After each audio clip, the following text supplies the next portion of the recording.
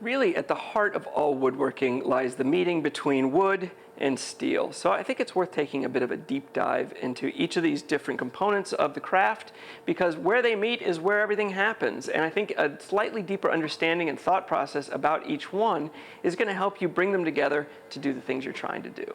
So what you see in front of me here is a bunch of different configurations of steel tools, and I've got chisels and planes and draw knives and all that, and it's all the same thing, just simply configured differently to cut the wood a little bit differently.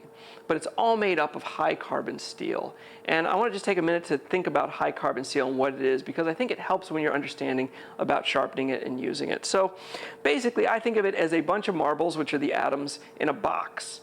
And they don't quite fit in the box perfectly, so they can rattle around a little bit in there.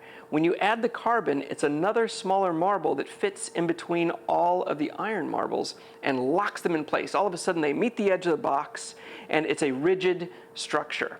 Okay, but it's still probably got some pliability to it. So what we do to toughen this stuff up is we heat it to cherry hot. And when you heat it to cherry hot, it actually gets everything jiggling, and it forms a very tight, strong matrix. Everything snugs up really tight against each other, and then we freeze it in that position by quenching it.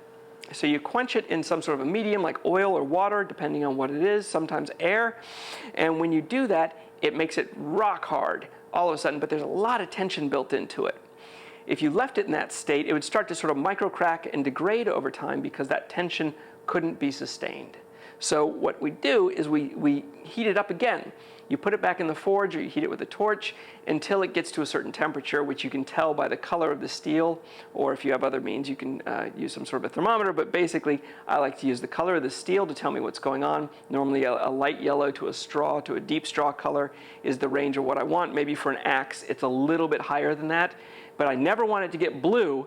Blue is what you're familiar with if you've ever gone to a grinder and overdone it a bit, where you've heated it up so much that it actually softens the edge too much. Because if you've gone to blue, it's now reached a temperature where it won't hold that edge any longer. So I think of that second heating as sort of relaxing the matrix just enough. And you want to relax that matrix just enough for it to perform the task at hand. You also want it to do it enough so that whatever angle you need to use for the specific tool can be sustained. So you're going to see different angles on all sorts of tools. You're going to see very low angles with tools that you might just be pushing, ones that you plan on hitting with a mallet or swinging. You're going to find that those tools need to be a little bit softer because they need to be a little bit more tough than hard. And it's always a give and take between tough and hard when you're talking about these tools. And then how much of an angle you can get out of those tools and still have them perform becomes the question. And I always take my tools, so for instance, if I got a new draw knife, I might take that draw knife and lay that bevel back as much as I can, because I want as thin of an edge that I could possibly get. So each time I sharpen it, I try and bring it back a little bit more, and at some point, I'll go too far, and I'll start to see little chips easily forming out of the edge, very tiny ones. They show up as like light streaks on the wood. Or the edge might even just crumple a little bit. And that just tells me I've taken it too far. But that's okay, because then I back off a little bit and I reach that happy medium where it's really, really fine, but it's not so fine that it crumbles or chips. And that's where I try and keep that tool for the rest of its life, depending on what wood I'm using. It might be different if it's a tool I'm going to be using on pine versus like a hardwood.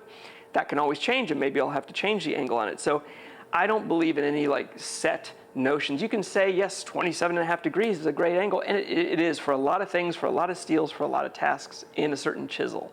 But really what I look at is what can my tool handle. These spoke shaves by Caleb James do a great job with a very low angle. They're very hard. What he's done with the way he hardens it is fantastic. And because I'm never hitting this with a mallet or doing anything violent to it, I'm always using it as a very fine finish tool. It can sustain that kind of an edge. Another thing I want to talk about with these steel tools is what happens when you skew and slice with them. Because really what you're doing when you do those two things is you're affecting the angle of the edge as well as whatever angle it was initially sharpened to. So for instance, if I travel straight up the back of this tool, I'm really using the angle that this is ground to. But every bit that I diverge from that, every bit that I go up the side angle here, even more so by skewing it or slicing down the way, that effectively lowers that angle. So that actually makes this blade that was ground to be sharp like this act like a blade that's like this. So I'm kind of getting what I wanted in the beginning, which is a thinner edge. And another way of making this more viscerally obvious is to put my finger on here. Now this is reasonably sharp, and I can press really hard and it's not going to cut me because at the angle it's actually ground to, it can't do that. I mean, it probably could if I really pushed it super hard, but boy, if I slide that finger at all, it's going to cut right into me, just like a tomato. And the reason that's going to happen is because I, at that point, because I'm just going sideways across there, have lowered that cutting angle so terribly much, there's just no stopping it from cutting. And I use that all the time. Every tool that I pick up, I think, how can I skew and slice this tool to get the most out of it? Because hand tools don't work just because you're physically powerful. They work because you know how to use them. So now let's talk about the wood a little bit. Wood basically is a fibrous material. I think we understand that. It's pretty obvious when you see it like this in the green form, this piece of red oak. A lot of times in chair making, strength is our issue, as well as workability. And getting all those fibers in line, that is the name of the game. And you can see how easily representative this piece is from what comes out of here. So you can imagine I would just keep splitting this piece smaller and smaller and smaller, and then I would shave it with my draw knife, which is really just a refined splitting tool, until what I'm left with has all those fibers intact, and I get a lot of flexibility and strength. In chair making, you really can't beat that. That is the name of the game. That being said, I'm going to show you how, if you understand what you're looking for, you can even take a board and saw pieces out to get a lot of the same results. I do know that there's a lot of parts I can make out of the board that are going to be plenty strong, like for legs and things like that, because getting the same results that you would get if you'd split it from a log is not that difficult.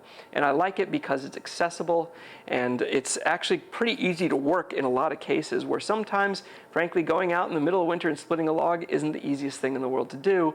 If you could get those same legs you're making out of a board, I don't see why you wouldn't want to do that, or at least know how. So let's talk for just a minute about how wood dries. I think that's pretty important to understanding the difference between these two pieces of oak right here. So this piece of oak, I think of it like a sponge. It's got water in the cells and the cell walls, so it's pretty swollen. It's pretty rigid in that watery state.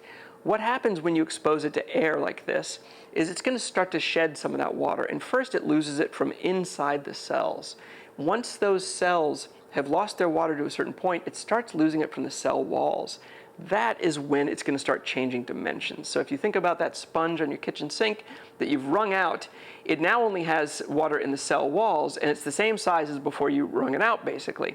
Once it does start to dry in those cell walls, that's when it starts shrinking. And the same thing happens with this material as well. So getting that to happen evenly is kind of the name of the game. Normally with pieces like this, I try and keep them as big a section as I can so they don't lose any of their moisture. We're going to talk a little bit more about storage and things like that later on, but right now let's just focus on the fact that if you take this and you air dry it long enough, it is going to become quite dry and rock hard. So once it goes down below the fiber saturation point, which is really where it starts losing the water from those cell walls, it can go down to 3% in a dry climate inside your house of moisture in it. At that point, it's going to be rock hard and it's going to be tough. And some of the capacity that you had before as far as workability goes out the window. One of the reasons to choose green wood if you can is for that workability, because hand tools do great with it. But that shouldn't be your limiting factor, because for most of what you're going to do, you can get the same results out of the dried wood. So now I'd like to look at what happens when the steel meets the wood. Basically, my goal is to exploit any weakness in this wood that I can. So thinking about how it holds together is really important. These fibers, these long fibers in here, hold together really nicely, especially you can see that when you start to carve them like this, and you start to see how continuous and strong those fibers can be when you try and cut straight down the line, versus when you cut across like this.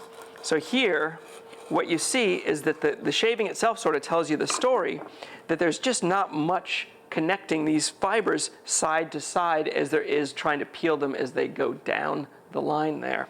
And I use that quite a bit. I almost do any cutting that I can across the fibers first. I might do a final cleanup pass along, like you might see me doing if I'm hand planing a seat, but everything I do, carving the seat, whatever I'm doing, I'm always trying to get that impact.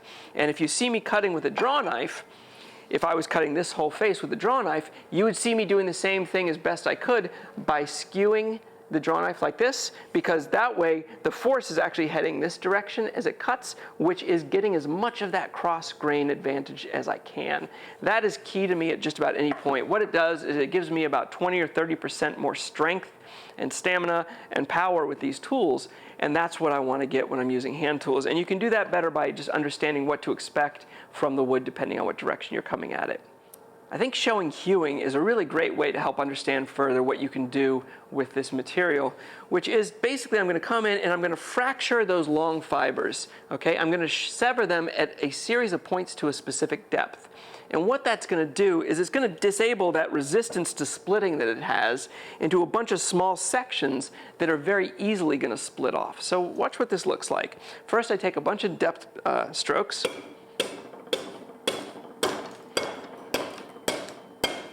And once I've done that, now I've got this weak layer right at the bottom of each of those strokes, and I can just sort of split those off really easily, and it goes right to the bottom of that layer.